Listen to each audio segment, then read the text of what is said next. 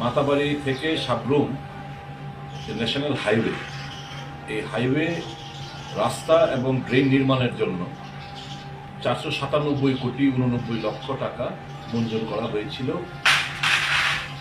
কেন্দ্রীয় সরকারের তরফ থেকে। কাজটা পেয়েছিল NHIDCL।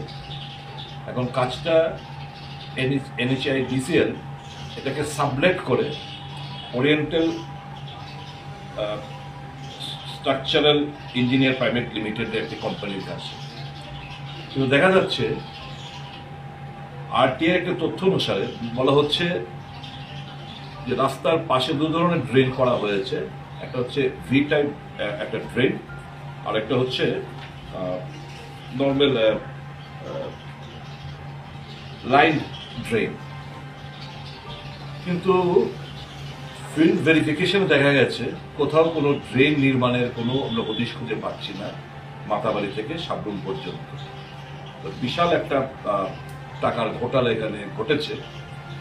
এখন যেটুকু আমরা RTI এর মাধ্যমে আমরা জানতে পেরেছি, যে ফার্দার ডিটেলসটা আমি জানার চেষ্টা করবো এক্স্যাক্টলি কোন কোন স্পটে ওনারা লিখেছেন যে প্রায় আনুমানিক ওনাদের তথ্য অনুসারে 25.347 কিলোমিটার ভি টাইপ ড্রেন করা হয়েছে এবং লাইন ড্রেন 0.250 কিলোমিটার।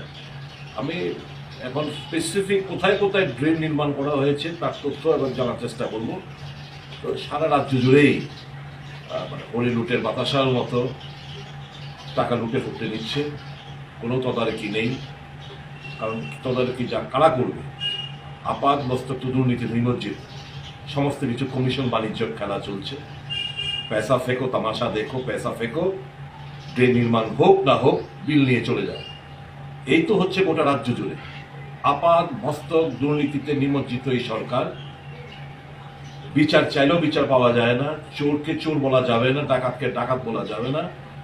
যা খুশি তা আপনার আমার সাধারণ মানুষের টাকা নয়চর হচ্ছে, কোনো প্রতিকার ব্যবস্থা নেই।